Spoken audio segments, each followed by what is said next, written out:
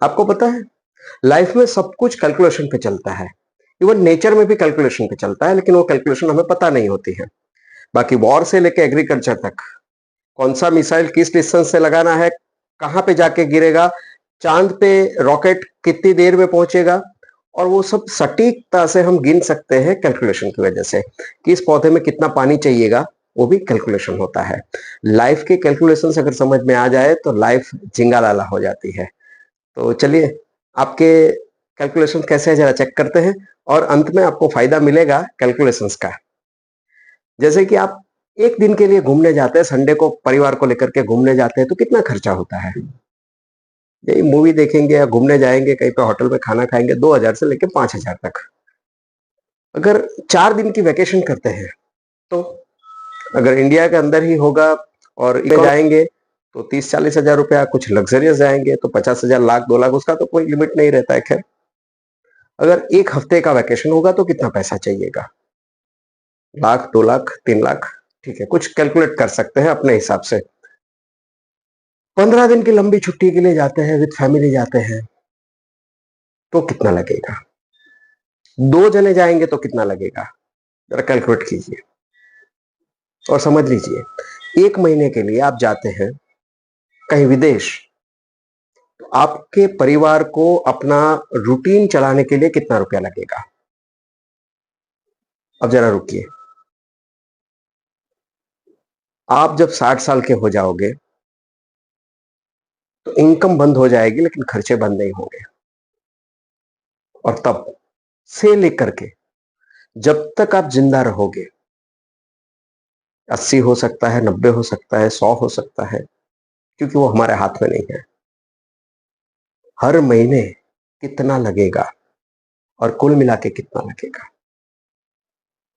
बहुत सीरियस सवाल है।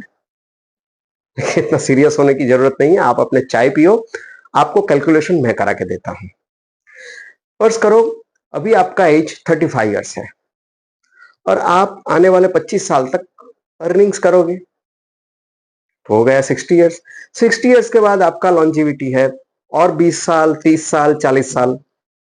तो 60 ईयर के बाद हर महीने आपके हिसाब से, आज का जो आपका एक्सपेंसेस है उसके हिसाब से इन्फ्लेशन जोड़ेंगे, आपकी जो भी इन्वेस्टमेंट है उसके ऊपर कितना अर्निंग्स आएगा, उसको भी फिर से इन्वेस्ट करेंगे तो वो भी हिसाब लगाएंगे।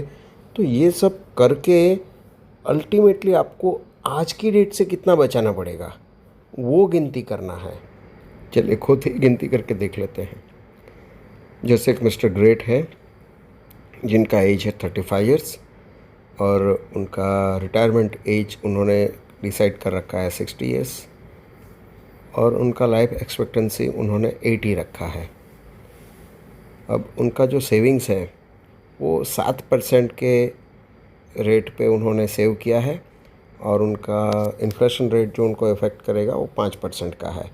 अभी उनका करंट एक्सपेंस 50,000 है। तो ये देखिए आपका गिनती आ गया। उनको आने वाले रिटायरमेंट के बाद के 20 साल के लिए 2,77,71,380 रुपया चाहिएगा, जिससे कि वो अपना रूटीन, अपना महीने का खर्चा, इन्फ्लेशन और इंटरेस्ट का इनकम जोड़ के चला सके। अब इसके लिए उनको क्या प्लानिंग करनी पड़ेगी, हर महीने कितना पैसा जोड़ना पड़ेगा और कैसे उनको इनकम आएगा, वो सारा कैलकुलेशन भी हम यहाँ पे आपको दिखा देंगे। तो इनके केस में इनका 50,000 का मंथली एक्सपेंस है, वो बढ़ के हो जाएगा उनके 60 साल की एज में 1,69,317। और ये पैसा जोड़ने के लिए, मतलब 2,77,00,000 जोड़ने के लिए उनको हर महीने सेविंग्स करनी पड़ेगी 36,590 रुपया। देखा तो कितनी आसानी से आप अपनी लाइफ को बेहतर बना सकते हो। अगर आप भी चाहते हो अपनी लाइफ के बारे में ऐसा कुछ प्लानिंग करना, तो ये वीडियो आपको जिसने भेजा है उसका संपर्क कीजिए, वो ज़रूर आपको मदद करेंगे। Thank you.